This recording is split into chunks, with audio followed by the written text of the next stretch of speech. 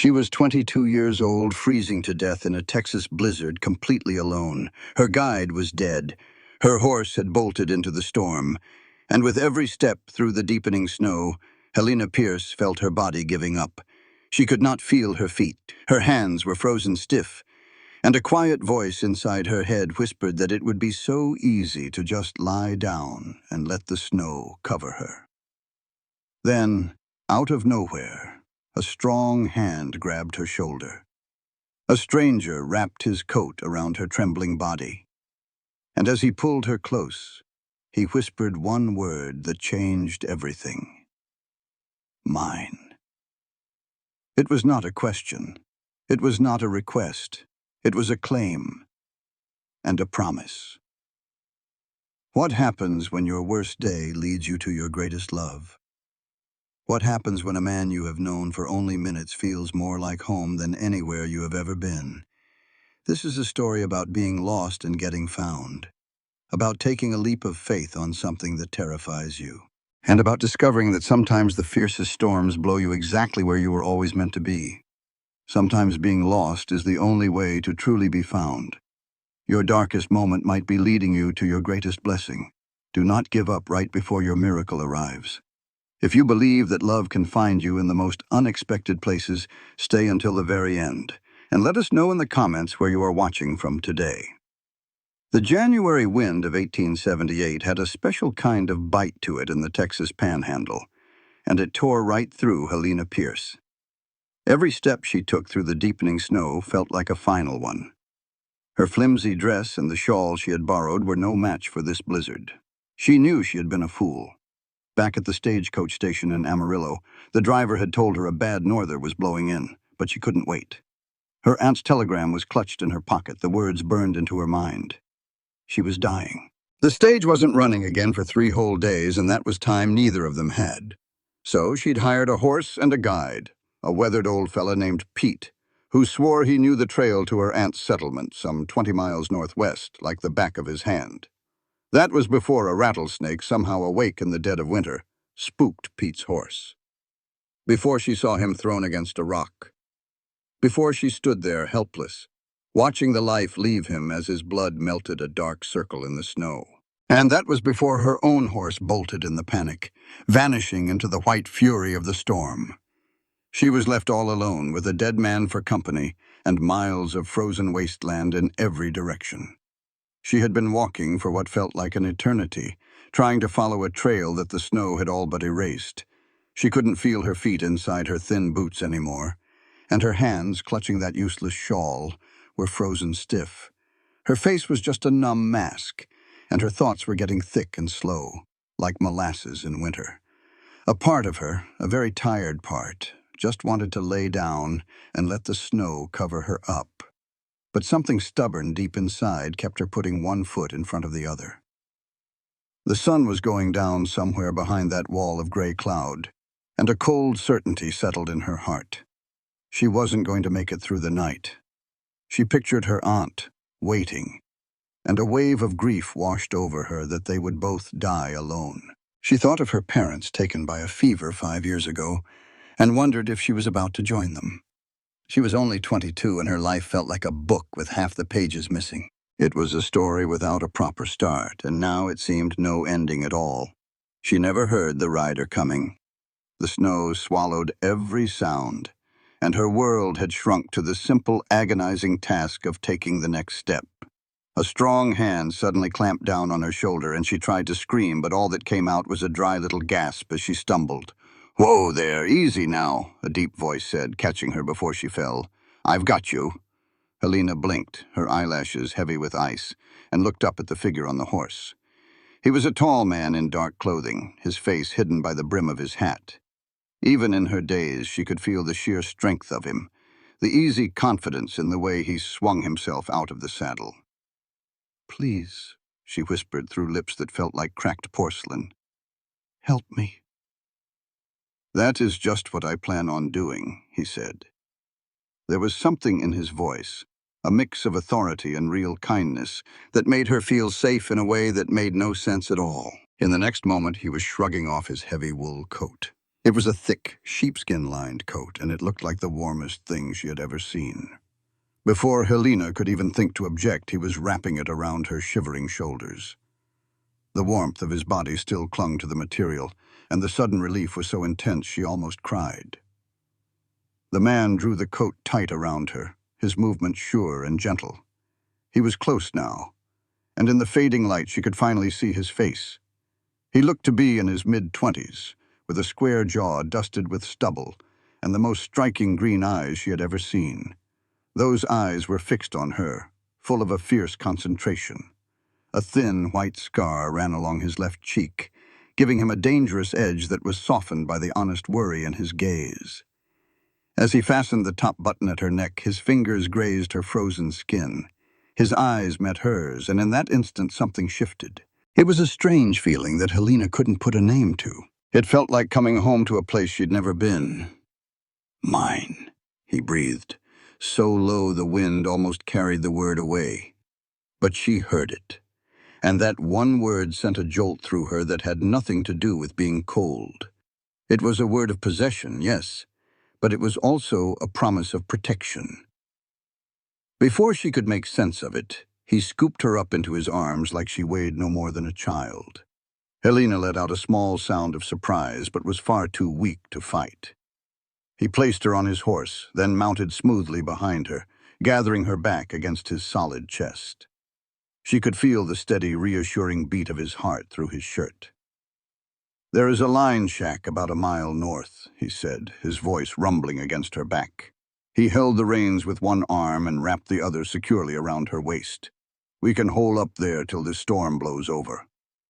Helena tried to tell him about her aunt, that she had to keep going, but the words were frozen in her throat. The cold had stolen her voice. She simply leaned back against him, soaking in his warmth and his strength. She was trusting a complete stranger, which should have terrified her, but somehow it didn't. The ride was a blur. Helena faded in and out of focus, aware only of the strong arm holding her, the steady gait of the horse, and the endless curtain of falling snow.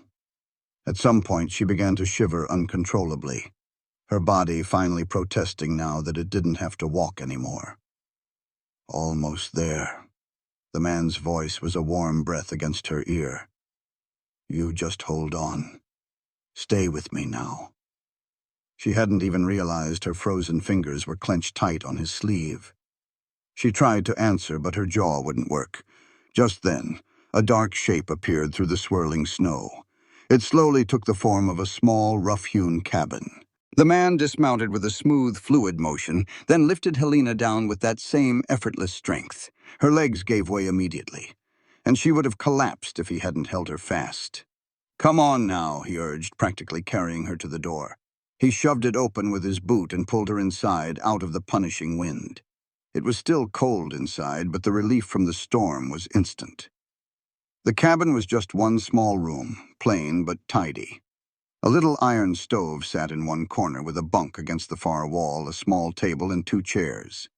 He settled Helena on the bunk and went straight to the stove. "Ought to be some firewood," he muttered to himself. He found a neat stack of logs and kindling, and within minutes he had a small fire crackling to life. Helena watched the flames as if they were the most beautiful thing in the world. He came back and knelt before her. "I need to get you out of those wet clothes," he said plainly. Helena's eyes went wide with alarm, even through the fog in her head. He must have seen the fear in her face, because he quickly added, "Ma'am, you will freeze to death if you stay in them. I won't look any more than I have to. You have my word as a gentleman."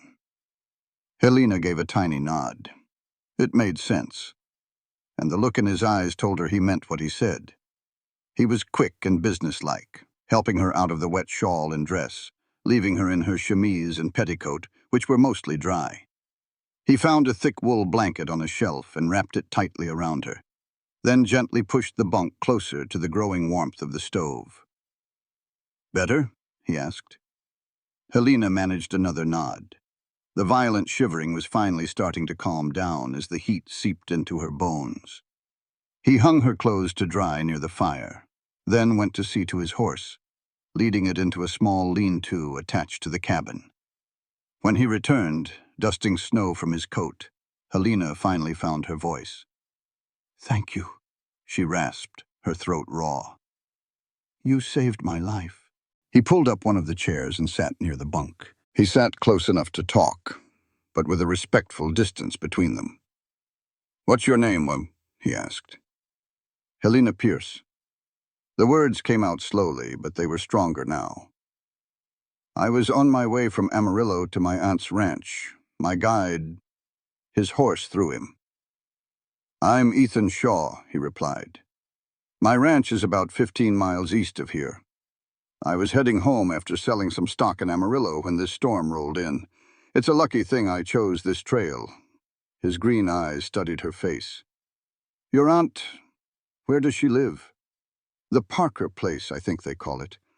My aunt married Mr. Parker about 5 years ago. I've never been to visit, but she sent a wire. She said she was dying." Tears welled up in Helena's eyes. "I've failed her. I'm too late." Ethan leaned forward, resting his elbows on his knees. "The Parker place. I know it. Thomas Parker passed on last year. Left his widow Sarah to run that ranch with just a couple of hands." He looked right at her. "Your aunt would be Sarah Parker?" "Yes," Helena said, a flicker of surprise cutting through her sadness. "You know her?" "I've met her a time or two," he said. "She's a tough woman." "A tough woman, the kind that bends but never breaks." He paused for a moment. "This storm should blow through by morning. I will take you to her ranch personally. It is only about 5 miles from here." A wave of relief washed over Helena, so powerful it left her feeling weak in the knees. "You would do that for me?" "Of course," he said, as if there was never any doubt, as if helping a stranger was the most natural thing in the world. "But first, you need to get your strength back." "When was the last time you ate something?" Helena had to think hard. "Yesterday morning, I believe, before I left Amarillo." Ethan stood up and walked over to the shelves, digging through the supplies stored in the line shack. He pulled out some coffee, dried beef, hard biscuits, and a can of beans. "It is not much, but it will get the job done," he said, starting to prepare a simple meal. While he was busy, Helena watched him more closely. He moved with a deliberate grace that showed he was comfortable in his own skin and sure of his skills. He was lean, but had broad shoulders and strong hands that handled the utensils with surprising skill. His dark hair was a little too long, curling just over his collar. The firelight flickered across that scar on his cheek, making her wonder where it came from. He noticed her staring and lifted an eyebrow. "You have got questions. I can see them plain as day in your eyes." Helena felt a blush creep up her neck, but she did not look away. "How did you get that scar?" "It was a disagreement with a steer that was not interested in being branded. He got one good kick in before I could get clear. It taught me to pay closer attention." He touched the scar without thinking. "I was 17 and figured I knew everything there was to know. This scar is a good reminder that I still have a lot to learn." He brought her the coffee first. It was hot and strong, and Helena wrapped her hands around the tin cup, just enjoying the warmth. When he gave her a plate of beans, meat, and a biscuit, she ate like she was starving, forgetting all about her manners. He sat with his own plate, and they ate in a comfortable silence, with only the crackle of the fire and the howling wind for company. When they were done, Ethan gathered the plates and put them away. "You ought to get some rest," he said. "I will keep the fire going all night." "Where are you going to sleep?" Helena asked, looking at the single bunk. "Right here." He pulled the other chair closer to the stove. "I have slept in far worse places." Helena wanted to argue, but she could not fight how tired she was. The warmth, the food, and the relief of feeling safe had used up the last of her energy. She laid down on the bunk, still wrapped in the blanket, and Ethan draped his coat over her for extra warmth. That coat smelled just like him, a mix of leather and horses and something else, something distinctly manly that made her feel protected. "Helena," he said quietly, and she looked up at him. "You are safe now. I give you my word." And she believed him. It made no sense. She had only known him for an hour, but she believed him with all her heart. "Why did you call me yours?" she asked, the words tumbling out before she could stop them. Ethan was quiet for a long moment. "I do not rightly know," he finally admitted. The words just came out, but they felt true. He looked right into her eyes, and that same spark of connection passed between them again. "Get some sleep. We can talk more in the morning." Helena closed her eyes, listening to him get comfortable in the chair, and hearing him add another log to the fire. In spite of everything, the cold, the fear, and the death she had seen that day, a strange feeling of peace settled over her. She drifted to sleep with the sound of the storm raging outside, knowing that Ethan Shaw was standing watch. She woke up a few times during the night. Once she opened her eyes and saw him at the small window, just looking out at the storm. His profile looked strong and thoughtful in the glow of the fire. Another time she woke up to see him putting more wood in the stove, moving quietly so he would not wake her. The last time she woke, she saw him sitting in the chair again, but this time he had drifted off. His head was tilted back against the wall, and his face was relaxed in sleep. Helena just watched him in the quiet light before dawn. He was a good man. She could feel it. In her experience, good men were hard to find. Her own father had been a good man, but he was taken from her far too early. Since he had been gone, she had met plenty of men who saw her as either a problem or a prize. But not a single one had looked at her the way Ethan did. It was as if she truly mattered, as if saving her was not just something he had to do, but something deeply personal. She thought about that one word he had whispered. Mine. It should have bothered her, should have made her angry at how possessive it sounded. Women were not property that someone could just claim. But the way he said it did not feel like ownership. It felt like he was seeing her for who she was, like a promise, like she had finally found her way home. Helena closed her eyes again, letting herself dream for just a second what it might be like to really be his. To wake up every single morning knowing someone would keep her safe, would look at her that way. To have a partner in this difficult land, someone to build a life with. It was a foolish thing to think about a man she just met, but the heart does not always follow logic. When she woke up for good, it was to the smell of coffee and the morning light streaming through the window. The storm was over, leaving behind a world covered in a fresh blanket of snow. Ethan was already up and moving around the small cabin. He smiled when he saw she was awake. "Good morning," he said. "The coffee is ready, and I managed to find some cornmeal for mush. It is not a fancy breakfast, but it will give us the energy we need for the ride." Helena sat up, pulling the blanket tightly around herself. Her dress was still a bit damp, but Ethan must have been tending to it during the night, because it was much drier than it had been. He politely turned his back while she got dressed, her stiff fingers fumbling with the cold cloth. When she was ready, he handed her a cup of coffee and a bowl of the cornmeal mush he mentioned, sweetened with a little bit of precious sugar he had found. They ate quickly, both knowing they needed to get on their way. "How are you feeling?" Ethan asked when they had finished. "Strong enough to ride?" "Yes," Helena said, and she meant it. The food and rest had done wonders, even though she was still sore and tired. "Thank you for everything you have done. I do not know how I could ever repay you. No repayment is needed." He gathered their few dishes and left them for the next person who used the line shack. "Ready?" Outside, the world looked completely different. The sun was shining brightly on the new snow, making Helena squint. Ethan saddled his horse, then lifted Helena on before swinging up behind her, just as he had done the night before. This time she was more aware of it all, the strength of his arms holding her, the solid warmth of his chest against her back, and the easy way he handled the horse.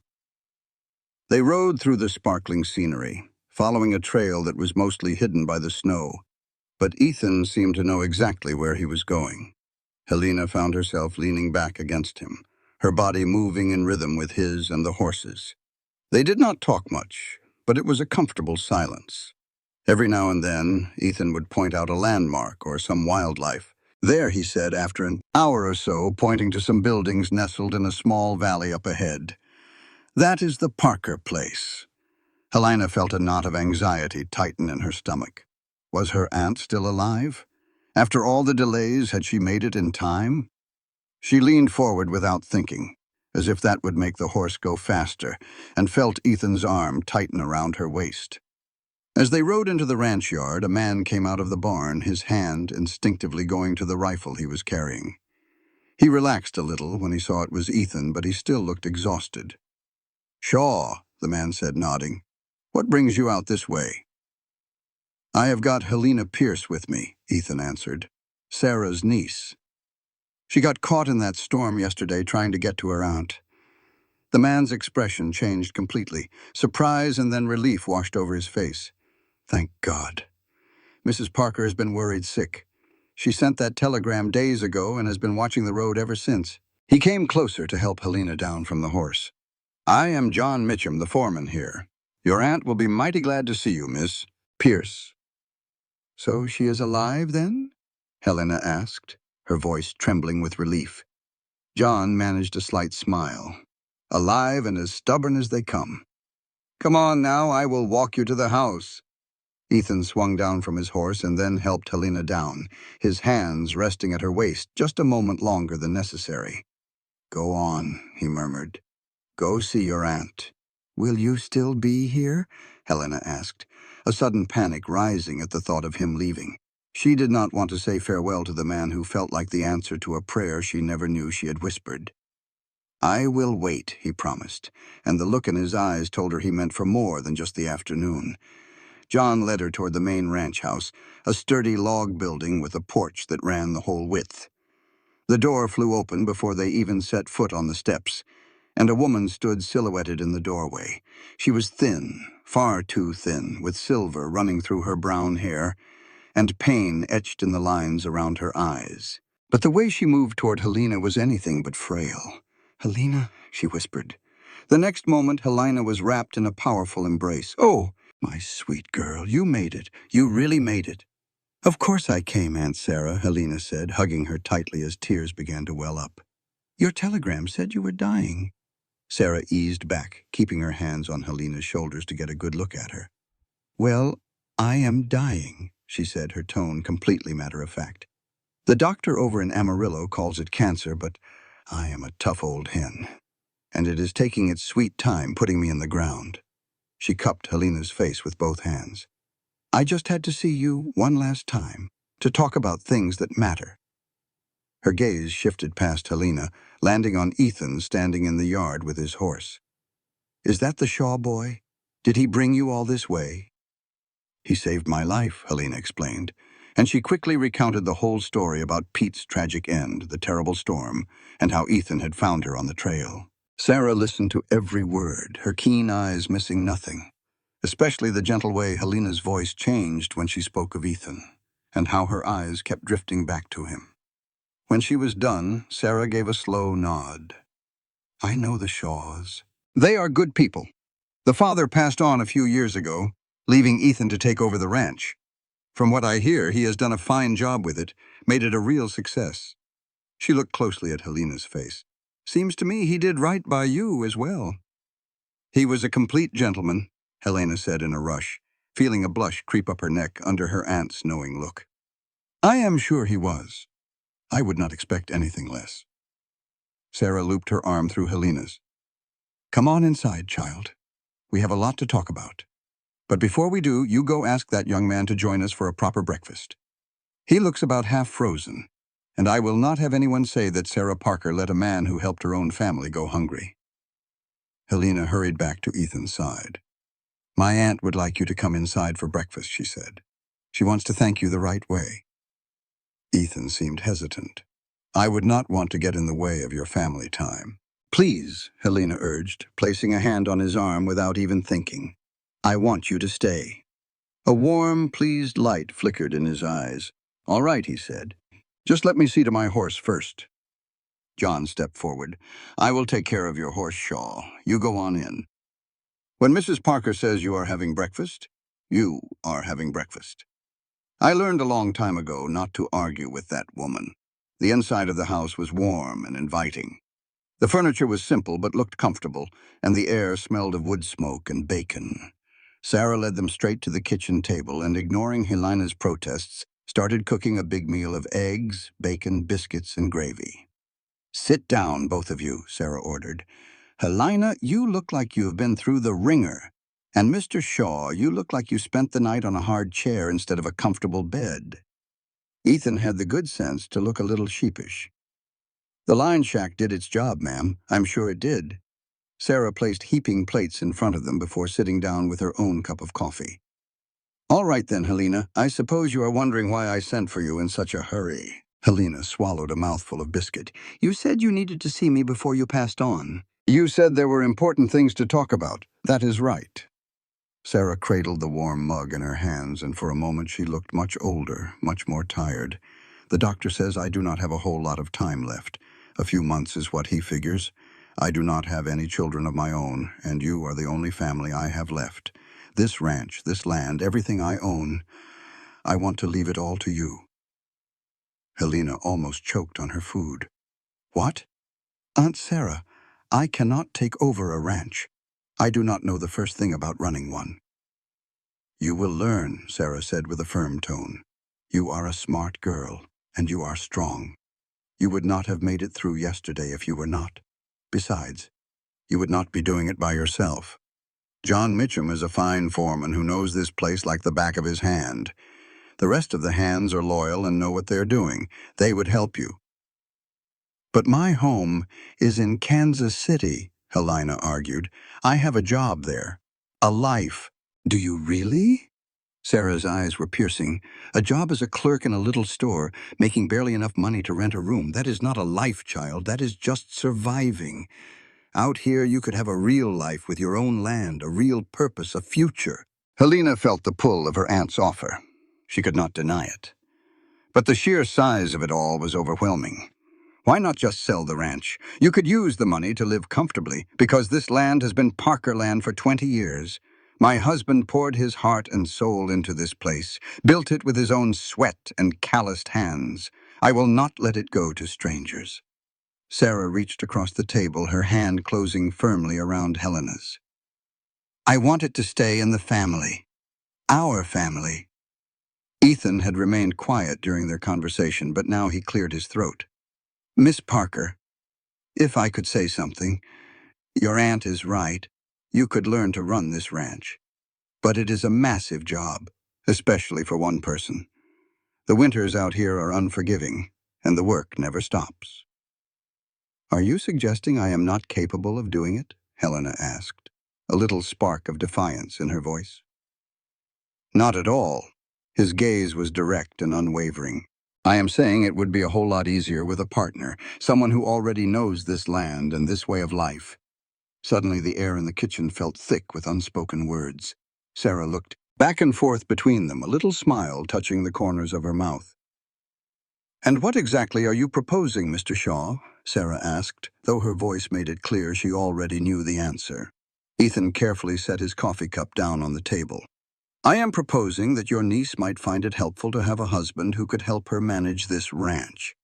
A man who could teach her everything she needs to know and work right alongside her. And I suppose you have someone in mind for that position?" Sarah's smile grew wider. "I might." Ethan turned his gaze back to Helena, if she would be open to the idea. Helena just stared at him, her heart hammering against her ribs. Was this man actually proposing marriage? They had met less than 24 hours ago. The idea was crazy. It was completely impractical. It was pure madness.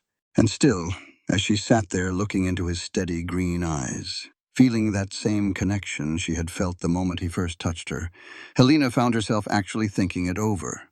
Marriages of convenience happened all the time out here. Folks partnered up to survive for the mutual good, but this felt like it was about more than just convenience. It felt like something she had been waiting her whole life for without even realizing it. "You cannot be serious," she said, but her voice held no real conviction. "I am as serious as I have ever been." Ethan leaned forward. "Helena, I am aware we just met. I know this sounds rushed, but there are times when you just know something is right. I felt it when I found you on that trail yesterday. I felt it again last night while I was watching over you, and I felt it this morning on the ride over here. There is something real between us. I believe you feel it too." Helena could not lie. "Yes," she confessed in a quiet voice. "I do feel it. But that is not a good reason to get married so quickly." "Why not?" Sarah jumped in. "You are both grown, both single. He is a good man from a good family with a fine ranch of his own. You need help to secure this place and make a life for yourself. So where is the problem?" "The problem is—" "I hardly know him," Helena said, but the words sounded weak even to her own ears. The truth was, she felt like she did know him. At least, she knew the things that mattered. She knew he was courageous and kind and decent. She knew that he made her feel protected and noticed and important. She knew that when he looked at her, she felt like she was right where she belonged. "Then get to know me," Ethan said simply. "Stay here for a while and spend time with your aunt. Help her through these next few months. Let me court you the proper way. If, after all that, you still want to marry me, then we will. If you do not, I will still help you figure out another way to handle the ranch. And what if I decide to go back to Kansas City?" His eyes were calm and honest. "I hope you will not. I hope you will choose to stay and give this, and us, a real chance." Sarah stood up and began to gather their empty plates. "I am going to let you two talk this over, but Helena, listen to me. Life is short, and you never know what is around the corner. You cannot always afford to wait for the perfect time or the perfect plan. Sometimes you just have to take a leap of faith on something that feels right in your heart, even if it terrifies you." She stopped at the doorway. "Your uncle and I were married 3 weeks after we met. Met. We had 17 good years together. I do not regret a single day of it." After she left, Helena and Ethan sat in a comfortable silence for a long moment. Finally, Helena was the one to speak. "This is all happening so fast."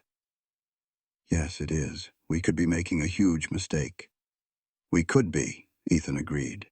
He reached across the table and took her hand, his fingers feeling warm and strong wrapped around hers. "Or we could be making the best decision of our entire lives." Helena looked down at their hands. His was calloused from hard work with a few scars here and there. It was nothing like the soft hands of the city men she had known back in Kansas City. This was a hand that built things, fixed things, and protected things. It was a hand she could imagine holding for the rest of her life. "Tell me about yourself," she said. "Tell me who you really are." And so Ethan began to talk. He told her about growing up on the ranch, learning the business from his father, and about his father's death 3 years ago. He explained how he had taken over running the place when he was just 23, determined to make his father proud. He talked about the endless struggle of building his herd, the heartache of losing cattle to brutal winters and bone-dry droughts, and the constant threat of rustlers and sickness. He laid out his dreams for her, dreams of expanding the ranch, of breeding stronger cattle, and of creating a legacy to one day leave for his own children. Ethan was straight with her about the tough parts, too.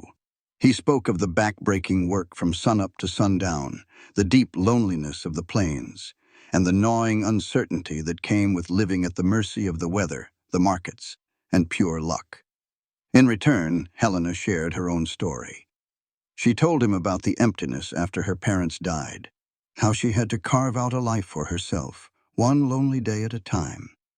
She described the years of working in the store, the quiet sadness of her room at the boarding house, and a persistent feeling that she was made for more, though she never knew what. Then came her aunt's telegram, and with it, a strange wave of relief, like someone had finally unlocked a cage she hadn't realized she was in. They talked for hours, only stopping when Sarah brought them lunch, then left with a smile that knew more than she let on. And as they talked about big things and small things, serious thoughts and silly ones, they found how much their souls had in common, even though their lives had been worlds apart. Helena learned that this rough-and-tumble rancher loved books, could recite poetry from memory, and had a soft spot for beautiful music. Ethan discovered that Helena was a practical woman with a will of iron, unafraid of hard work or tough decisions. He saw that underneath her city dresses and polite manners was a spirit strong enough to flourish in this wild land, if she only had the chance. As the afternoon sun cast long shadows across the kitchen floor, Helena knew what she had to do. The idea was sudden. It made no practical sense, and it went against every careful instinct she had. But it felt more right than anything ever had before. "Yes," she said, cutting Ethan off right in the middle of a sentence about spring calving. He paused and just looked at her. "Yes," she repeated, her heart hammering against her ribs, but her voice was as steady as a rock. "Yes, I will marry you. Not tomorrow, of course. You have to court me properly, just like you said. But yes, Ethan Shaw, I do believe I will marry you." The smile that lit up his face was like a Texas sunrise, spreading warmth and light and the promise of a new day. He stood up and walked around the table, gently pulling her to her feet. They stood there for a long moment, just looking at each other. Then he cupped her face in his work-roughened hands and kissed her. It was the first real kiss of Helena's life, and it was better than any dream. It was gentle but sure, sweet but with a spark of passion that sent a shiver right down to her toes. When they finally pulled apart, both of them a little breathless, Ethan rested his forehead on hers. "Mine," he whispered, just like before. But this time, Helena knew exactly what he meant. It wasn't about owning her, but about partnering with her. It wasn't about possession, but about belonging together. It was a promise of something shared, something fierce, and something true. "Yours," she whispered back. And she felt his smile against her lips just before he kissed her again. They told Sarah the news over dinner that evening, and she beamed with a deep satisfaction, as if she'd known all along how this story would end. "I'll see you two married before I go," she declared. "That will finally give me some peace." "We're going to wait a few months," Helena said, "so we have time to get to know one another better." "Nonsense," Sarah waved her hand as if shooing a fly. "You know each other well enough. Life's too short to waste it waiting around. You get married now, and you can learn each other's ways as you go. That's how we do things out here." Ethan and Helena looked at each other across the table. "She's got a point," Ethan said, thinking it over. "And it would make things simpler with the ranch, legally speaking. If we're married, nobody can question your right to inherit." Helena chewed on her lip. One part of her wanted to argue for doing things the proper traditional way. But another part, the same part that had impulsively said yes, told her to be bold. "How soon could we do it?" she asked. "There's a circuit preacher that comes through this area," Sarah said. "He's supposed to be in Amarillo next week. We could hold the ceremony at the church there, or right here if you'd like." "Here," Helena said, surprising even herself. "I want to be married right here, on the land that's going to be our future." Ethan reached for her hand under the table and gave it a firm squeeze. "Here it is, then." The following week was a blur of activity. Ethan rode back to his own ranch to get his affairs in order and to tell everyone about the upcoming wedding. Helena stayed with her aunt, soaking up everything she could about running the ranch and getting to know the men who worked the land. The foreman, John Mitchum, was a man of few words, but he seemed to give his quiet approval of Helena's marriage to Ethan. "Shaw's a good man," he told her one morning while she was helping him feed the horses. "Honest as the day is long and a hard worker. You could have done a whole lot worse." "I know," Helena said, stroking the soft nose of a gentle mare. "I'm lucky he found me." "Seems to me he's the lucky one," John said, cracking a rare smile. "Mrs. Parker has been needing family around. You coming here has done her a world of good. Seeing you settled will let her rest easy."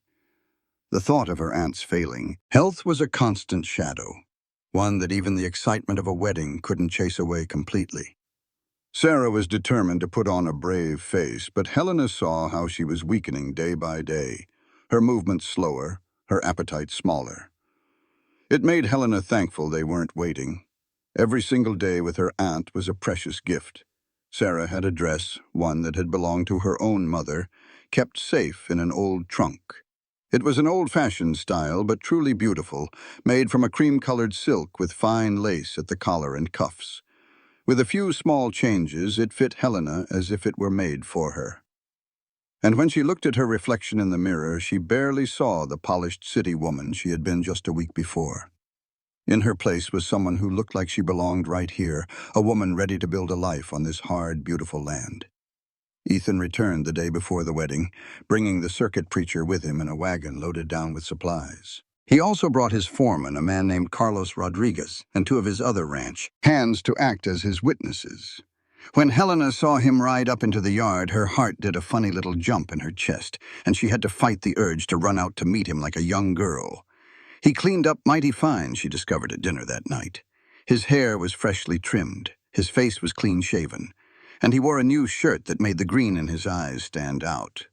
But he was still the same Ethan, the man who had wrapped her in his coat on the trail and promised he would keep her safe.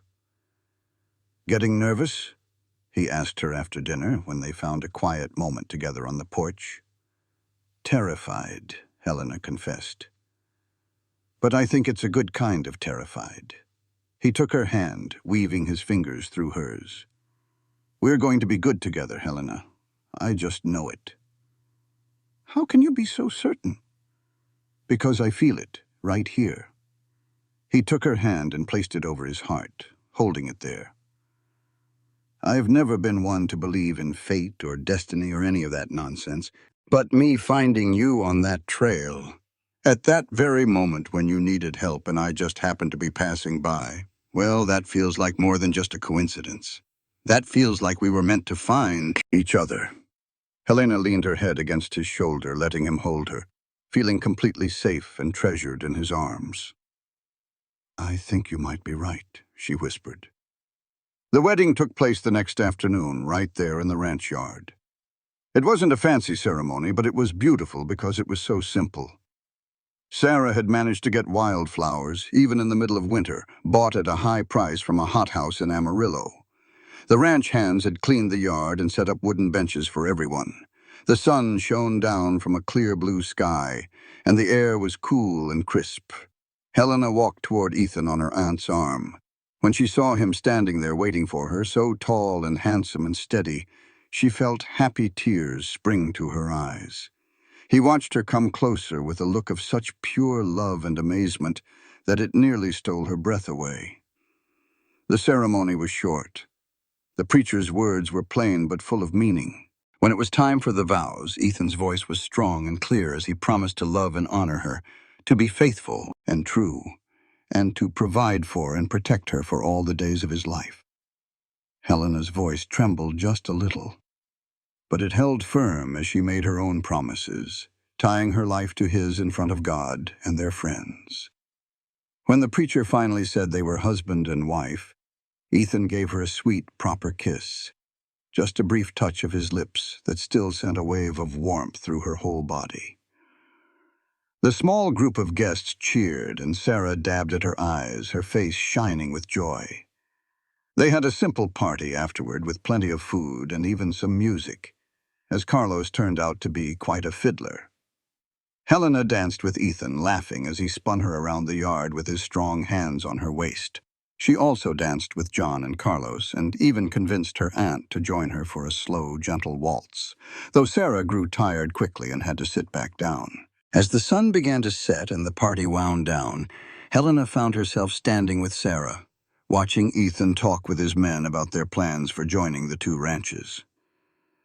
"Are you happy?" Sarah asked, studying Helena's face in the fading light. "I am," Helena said, and she knew it was the honest-to-goodness truth. "It feels so strange. A week ago I was lost in a snowstorm, thinking my life was over. Now, I'm a married woman about to begin a whole new life. It hardly seems real." "Oh, it's real, child," Sarah said, giving her hand a gentle squeeze. "And I'm so grateful I lived to see it. I can go in peace now, knowing you're settled and you'll be taken care of." "Don't talk about going," Helena said, her voice thick with emotion. "Not today, of all days." Sarah's voice was soft but firm. "It's because of today that I can see what comes after I'm gone. You and that good man of yours will take over this ranch. You'll work hard, and you'll build something that lasts. You'll have children, and you'll fill this old house with life and love. That's what I see for you, Helena, and it brings me a peace I can't describe." Tears were now streaming down Helena's face, and she pulled her aunt into a gentle hug, careful of how frail she felt. "Thank you," she whispered. "Thank you for sending for me. Thank you for everything. For giving me this chance. Thank you for coming, for being brave enough to take it." Sarah pulled away, gently brushing the tears from Helena's cheeks with her thumbs. "Now you go on and find your husband. This is your wedding night, and you shouldn't be spending it with an old gal like me." Helena let out a little laugh through her tears. "Where would we even go? I haven't thought that far ahead. Ethan has a room all ready for you both at his ranch. John will drive you over in the wagon. All your things are already packed."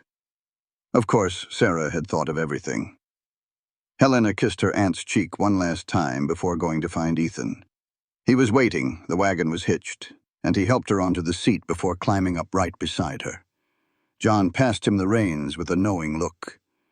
The journey to Ethan's ranch took nearly an hour as darkness settled around them. Helena sat close to Ethan, her body swaying with every movement of the wagon, and every bump was a reminder that she was now married to this man, that she had given her entire self to him. It was a feeling both wonderful and frightening. "Are you doing all right?" Ethan asked in a low voice. "Yes, just thinking about how much everything has changed." "Are you having second thoughts?" "No," she said with absolute certainty, and she meant it. "Not a single one." "Are you?" He glanced over at her, his face looking soft in the moonlight. "I keep expecting to wake up and find out this was all some kind of dream, that I'm still back on that trail, all alone in the storm." "We are both wide awake," Helena said, "and this is very real." The Shaw Ranch was a whole lot bigger than Helena had imagined, with a good-sized house, a massive barn, a few other buildings, and a sprawling corral. Even in the dim light, she could tell it was a prosperous place, the clear result of hard work and smart decisions. Ethan hopped down from the wagon and helped her to the ground. "Welcome home, Mrs. Shaw," he said, and Helena felt a jolt of excitement hearing her new name. Inside, the house was sturdy and comfortable, built by someone who truly cared about doing things right. The main room featured a huge stone fireplace, cozy furniture, and shelves filled with books. A hallway led off to where she figured the bedrooms were. "I know it's nothing fancy," Ethan said, a note of hesitation in his voice. "Probably not what you're used to." Helena turned to face him and took both of his hands in hers. "It is perfect. Everything about this is perfect." He looked at her for a long, quiet moment, then gently pulled her into his embrace. "Helena, I want you to know, we don't have to rush into anything tonight. I know this all happened mighty fast. We can take our time." She was grateful for his kindness, but she also knew exactly what she wanted. "I don't want to wait, Ethan. I am your wife. I want to be your wife in every single way."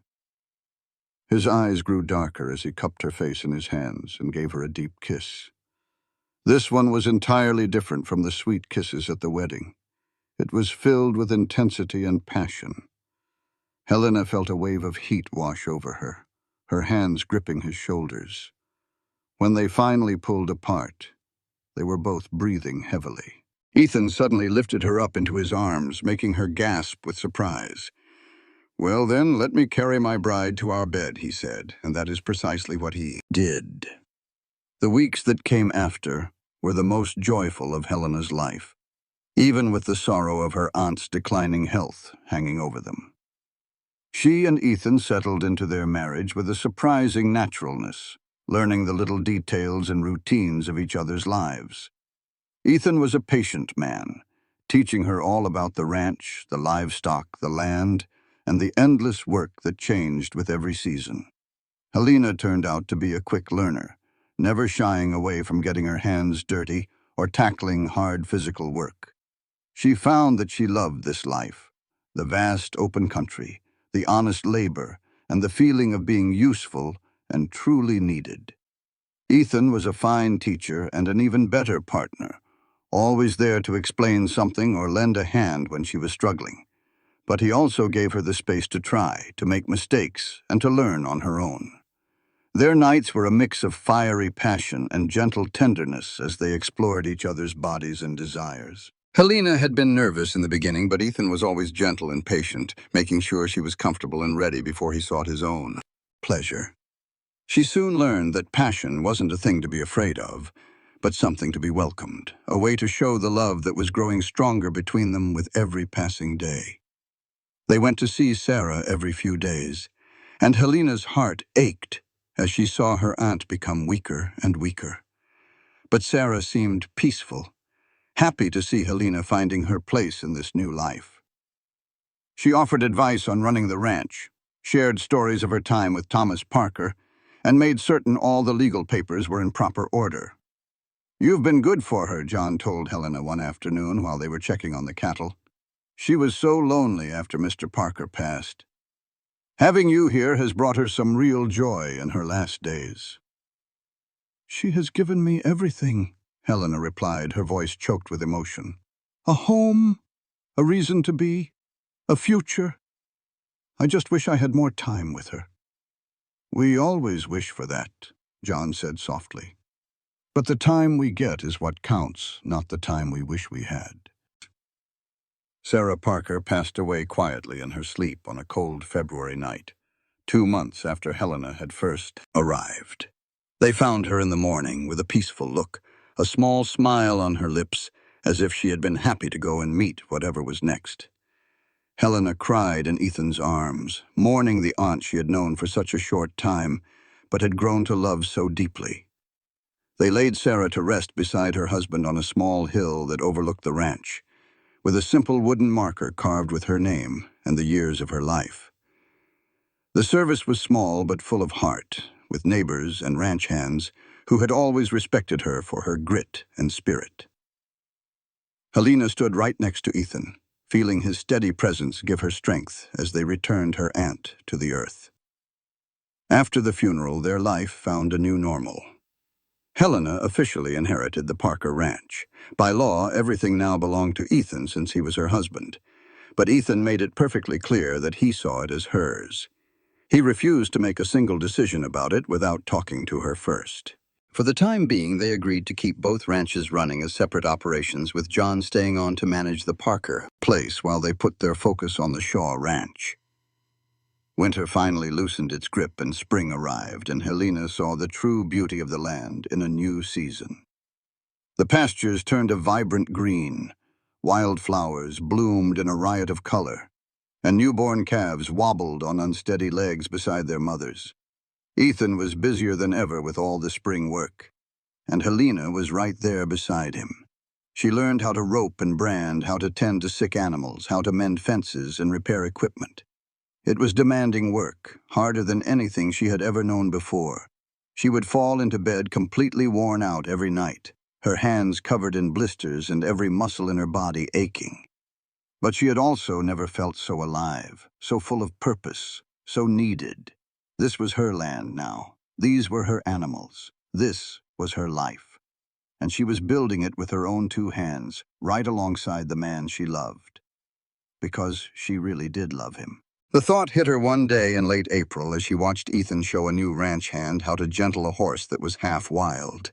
She loved his patience and his kindness, his strength and his calm nature, his dry sense of humor and his surprising gentleness.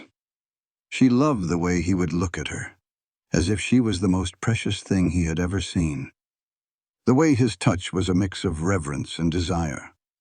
The way he made her feel seen, valued, and completely cherished. That night, as they lay in the dark after making love, their limbs tangled and their hearts still pounding, Helena finally spoke the words aloud. "I love you, Ethan Shaw." He became completely still for a moment, then pulled her in closer, his hand cradling the back of her head. "Say that again." "I love you, she said with more strength this time. I think I've loved you since that very first day on the trail. But I'm absolutely certain of it now. I love you with my whole heart. Helena, he breathed her name like a prayer. I've loved you from that first moment, too. When I saw you fighting your way through the snow, something inside me just knew. It was like I claimed you as mine before I even knew your name. I love you so much it scares me sometimes. Oh, don't be scared, she whispered, kissing him softly. We have each other. We can handle anything as long as we're together. Summer rolled in, hot and bright, bringing long, hard days of work and short nights of passionate reunions. Helena's skin tanned, and she grew stronger. Her hands became as calloused as Ethan's as her body grew accustomed to the physical work of ranch life. She learned to ride a horse like she was born in a saddle, to shoot straight enough to keep predators away from the herd, and to manage the books, order supplies, and do all the 100 little things it took to keep a ranch going. The other ranchers in the area, who were doubtful at first about a city woman trying to survive in their unforgiving world, slowly began to respect her. She earned it with her actions, not her words, working just as hard as any man, and never once complaining about how tough it was. Ethan was bursting with pride for her. She could see it in his eyes every time she mastered a difficult task, every time she showed her growing skill and confidence. Then, in August, Helena realized she had missed her monthly courses not once, but for a little while, she kept the secret to herself, not wanting to whisper a hope into the world that might just get snatched away. But after another week went by, with that familiar morning queasiness and a bone-deep weariness by sundown, she just could not deny it any longer. She was carrying a child. Helena waited until one evening after supper while she and Ethan were on the porch swing, watching the Texas sky get painted all shades of orange and pink. She just reached over, took his big calloused hand and laid it gently on her belly, which was still as flat as a tabletop. She watched his eyes as the realization slowly dawned on him. "Are you sure?" he asked, his voice thick with emotion. "I am as sure as I can be without a doctor telling me so. But all the signs are pointing to yes." Ethan let out a joyful yell that sent the horses in the nearby corral into a spooked frenzy. Then he grabbed Helena, lifting her clear off her feet and spinning her around until she was laughing and dizzy. When he finally set her back down, his eyes were shining with tears. "A baby," he breathed, like it was a miracle. "We're gonna have a baby." "Are you happy about it?" Helena asked, even though she could already see the answer written all over his face. "Happy does not even begin to describe it." He pulled her in for a hug, resting his hand on her stomach again, as if he were already standing guard over the new life inside. "You have given me everything I could ever ask for, Helena. A home, a reason to get up in the morning, a love I never thought I would find, and now this, a child. I do not know what I ever did to deserve a woman like you, but I will thank the good Lord for you every day for the rest of my life." "You saved my life," she gently reminded him. "You gave me everything first." "No, we saved each other," he corrected, planting a soft kiss on her forehead. "We were both just wandering lost till we bumped into each other." The pregnancy went along just fine, and the doctor over in Amarillo confirmed what Helena's heart already knew. She was due to have the baby in early March. Ethan turned even more protective, always trying to stop her from doing any heavy lifting, but Helena would not have it. She was pregnant, not an invalid, and she kept on with her work right up until the bitter January cold finally made Ethan put his foot down. "You are staying inside where it is warm," he announced one morning when she tried to bundle up to go help with the chores. "That baby is due in 6 weeks, and I will not have you or the child catching a chill or slipping on the ice." Helena was all set to argue with him, but a part of her was mighty relieved. She was tired all the time now. Her back ached something fierce, and she had to waddle more than walk with the weight of her belly.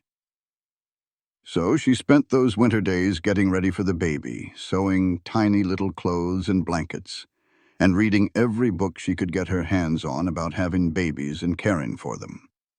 Ethan brought a woman from town, Maria, who had delivered dozens of babies and promised to stay with them until after the birth. Maria was a kind and steady soul, answering all of Helena's nervous questions and promising her she was healthy and the baby was growing strong. The baby decided to come on a cold night in early March, a full 3 weeks sooner than anyone expected. Helena woke up to sharp pains and a sudden gush of water, and before she knew it, labor had taken hold. It was long and hard and scared her half to death, but Maria was a calm presence, and Ethan, he flat out refused to leave her side, even though it was custom for men to stay far away from the birthing room. "I am not leaving you," he said, his voice firm as he held her hand through another wave of pain. "We do this together, same as we do everything else." After 12 long hours of labor, just as the sun started to peek over the horizon, their son was born. He was small but healthy, with a full head of dark hair and a set of lungs that he proved worked just fine with a loud wail. Ethan cut the cord with trembling hands, then he cradled his son with a look of such pure wonder and love that Helena felt tears stream down her own exhausted face. "He is perfect," Ethan whispered, bringing the baby over to her. "You are perfect. You are both just perfect." Helena held her son, amazed by his tiny fingers and toes and the powerful, fierce love that washed over her.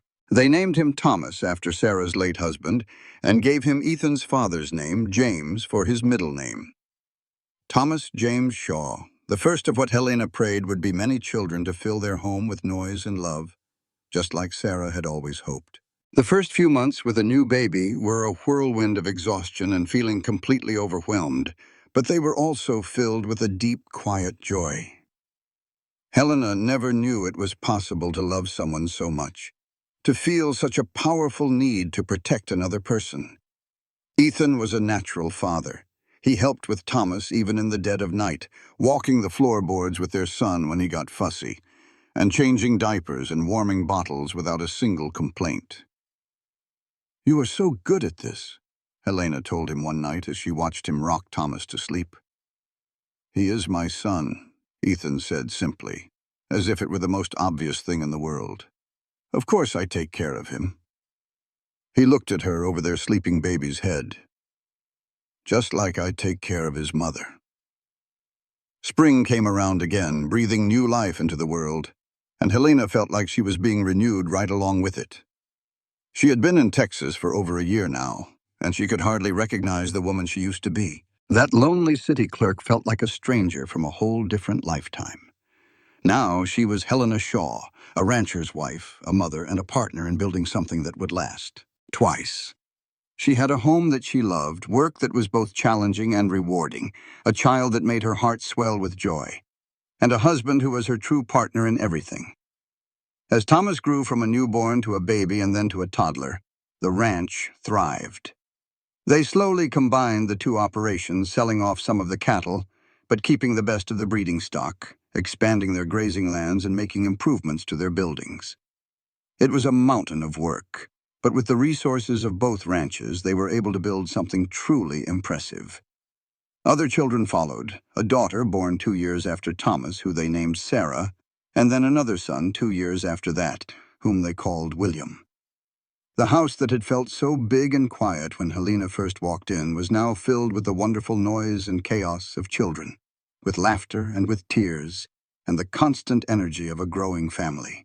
Helena and Ethan grew together over those years, their love deepening and changing from that first fiery passion into something much stronger, something built to last a lifetime.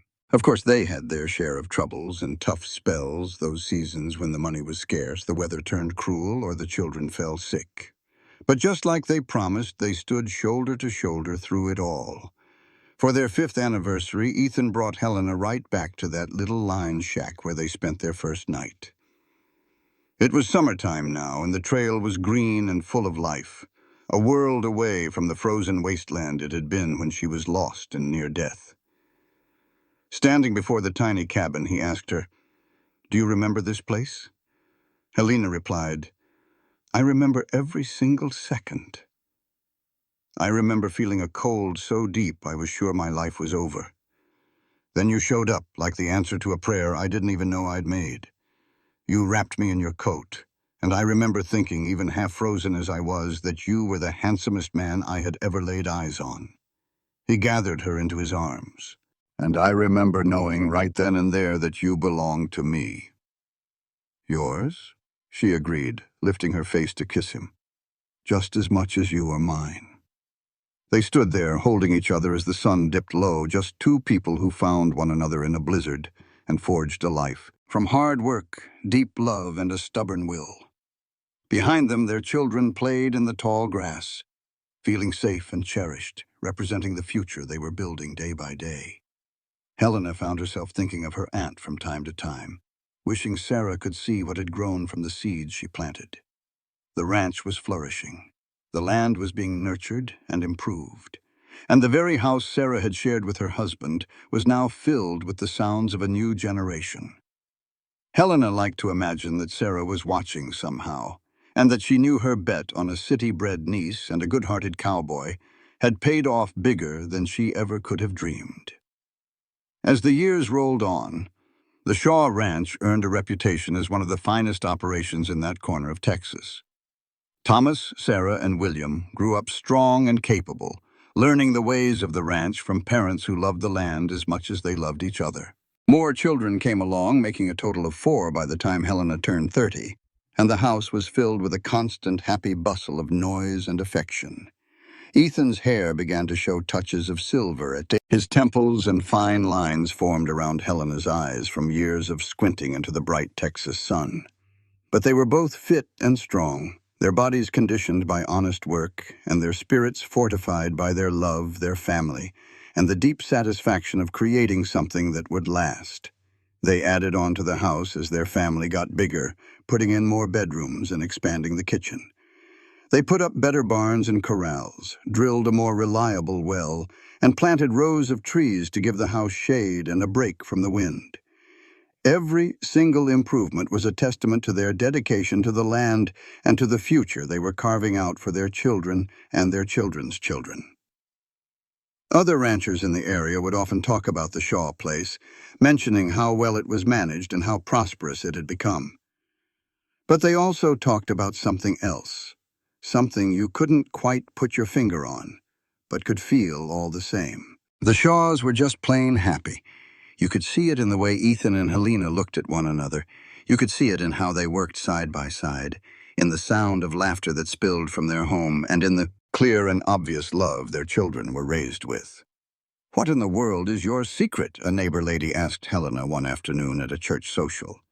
She was watching as Ethan made his way across the crowded room, just to bring his wife a glass of lemonade, his hand resting on her shoulder for a moment before he moved on. Helena watched her husband walk away, the warmth of his touch still on her skin, and she smiled. "There is not any secret," she said. "We just make it a point to remember that we chose each other, and we keep on choosing each other every single day." And that was the simple truth.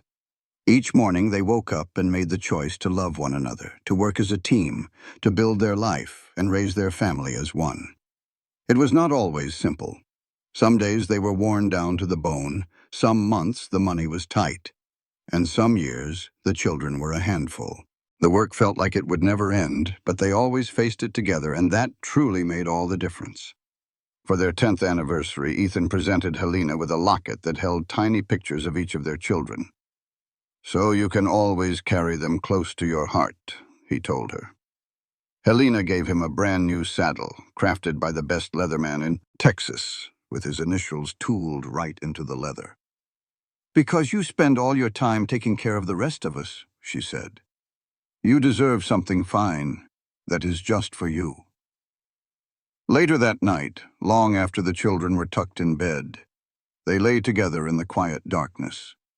Ethan pulled Helena close and kissed her temple. "Do you ever have regrets?" he asked softly. "About giving up your life in Kansas City to come out to this wild place?" "Not for a single second," Helena answered honestly. "That old life was not really living. It was just getting by. This right here is living.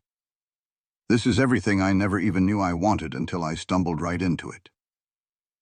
"Stumbled into me, you mean?" he teased. "I mean I found us," she corrected him gently. "I found this life, this family, this home, and I finally found the real me, the woman I was always supposed to become." As their children grew older, Helena made certain they knew the story of how their parents came to be, the story of the fierce winter storm, the desperate ride for help, and the cowboy who saved a woman freezing on the trail. She wanted them to know that life can give you a second chance, that sometimes your worst day can lead you to your best one, and that now and then you have to find the courage to. Sometimes you have to take a leap of faith on something that feels right in your heart, even if it scares you half to death. Thomas, their oldest, grew up to be a serious young man, completely devoted to the ranch and just itching to learn every single thing about how it was run. Sarah, who was their only daughter for a good few years, was a real firecracker and independent as they come. She could outride and outrope most fellas her age. William was the quieter one, more of a thinker, and he had a natural gift for handling the animals. The younger children each had their own way of being and their own talents, but every last one of them was brought up with a whole lot of love, always knowing they were valued and treasured. When Thomas turned 18, he told his folks he wanted to marry a girl from a ranch nearby, a sweet-faced woman named Emma, who you could tell just adored him. Ethan and Helena gave their blessing, and the wedding took place right there at the Shaw Ranch with what felt like half the county watching. Seeing her son promise himself to his bride, Helena thought back to her own wedding day, to that big risk she took on a man she barely knew. She thought, "We did that too," she whispered to Ethan as they watched Thomas and Emma have their first dance. "We did everything good," he answered, pulling her into his arms to join them on the dance floor. "Because we did it all together." More years rolled by, bringing grandchildren into their lives, the next generation to carry on the legacy that Helena and Ethan had started. The old house became even more crowded as the whole family gathered for holidays and birthdays, filled to the rafters with the love and laughter of all those generations. Helena's hair turned to silver, and Ethan's back sometimes gave him trouble after decades of hard work. But they were both still strong, still full of life, and still just as in love as ever. They got into the habit of sitting on the porch in the evenings, watching the sun set over the land they had poured their lives into for so many years. They would just hold hands and talk about their day, about their children and grandchildren, about plans for the ranch and memories from long ago. "Tell me the story again," one of the grandchildren would sometimes ask, climbing up into Helena's lap. "Tell me how you and Grandpa met." And Helena would tell the story one more time. She would speak of the terrible winter storm and the frozen, lonely trail. She would tell them about the handsome cowboy who wrapped her in his warm coat and whispered a single word that changed the course of her entire life. The children never got tired of hearing it, and Helena never got tired of telling it, because that moment was the beginning of every good thing she had ever known. Ethan always smiled whenever she told that story. His eyes would find hers from across the porch, and in them, she could still see the same love, the same understanding, the same certainty that she had seen on the day they first met. They had taken a wild chance on each other, two strangers who met by what seemed like an accident on a frozen path. And together they had built a beautiful life that was made to last. For their 25th anniversary, their children and grandchildren put together a huge surprise party. The entire family gathered at the ranch, along with friends and neighbors from all around, to pay tribute to the couple who had become such a beloved part of their community, respected for their tireless work and loved for their boundless generosity and kindness. There were heartfelt speeches and toasts, and people shared fond memories and good wishes. But the moment Helena would treasure the most came late that evening, after everyone else had gone home or headed to bed. She and Ethan were standing alone on the porch, underneath a vast sky glittering with stars. 25 years, Ethan said, pulling her close into his embrace. That is half a lifetime. The best half, Helena said, resting her head against his shoulder. fitting into his side just as perfectly as she had that first night in the lion shack. The only half that truly matters. If I could live that day all over again, I would not change a single thing, Ethan said. I would still ride out into that blizzard. I would still find you on that trail. I would still wrap you in my coat and know, in that very instant, that you were meant to be mine. And I would still say yes, Helena whispered back, to the proposal, to this life, to all of it. I would always, always say yes to you, Ethan Shaw.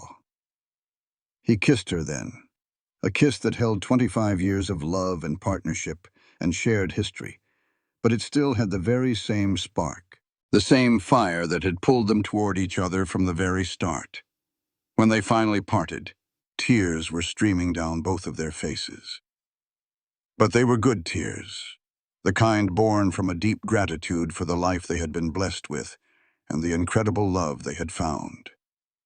And so, Ethan and Helena grew old together, their bodies eventually growing frail, but their love for each other only growing stronger with each passing year. They watched their children create their own successful lives. They watched their grandchildren grow up, and they even lived to welcome great-grandchildren into their ever-growing family.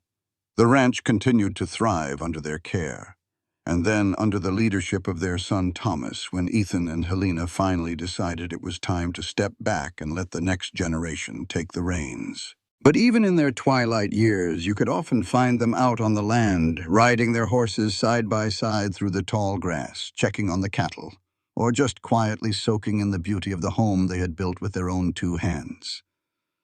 They still held hands like a young couple, still looked at each other with an endless supply of love and respect, and still shared a goodnight kiss every single evening together like it might be their last one.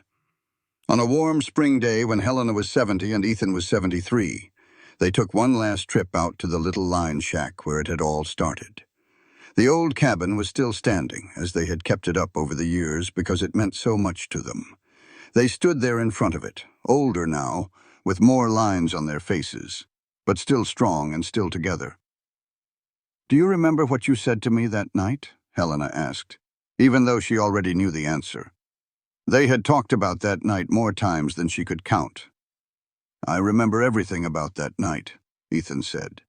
"The storm, how cold it was, and finding you on that trail looking half frozen but more beautiful than anything I had ever seen. The way you looked at me when I put my coat around you. The word that just came out of my mouth before I could even think about it." "Mine," Helena whispered. "Mine," he agreed, turning to face her. He cupped her weathered face in his own weathered hands. "Then, now and always, you will always be mine, Helena Shaw, just like I will always be yours." "I love you," she said. The words felt just as true and as necessary now as they had the very first time she spoke them, and every single day in between. "I love you too," he replied. "More than life itself, more than anything." They stood there together, two people who had found each other against impossible odds, and had built a life that was bigger and better than either of them could have ever dreamed up on their own. Behind them stretched decades of love, hard work, and family. Ahead of them was whatever time they had left, and they knew they would spend it together, because that was the only way either one of them knew how to be. Years later, after both Helena and Ethan had passed on peacefully, their family gathered to remember them. The ranch they had built with their own two hands still stood strong, passed down through the generations who had all been raised on the story of the cowboy and the woman on the winter trail, the improbable meeting that had been the start of everything. In the little family cemetery on the hill that overlooked the ranch, Ethan and Helena, they were laid to rest next to each other right near where Sarah and Thomas Parker lay. Their headstone was nothing fancy, but it was just right.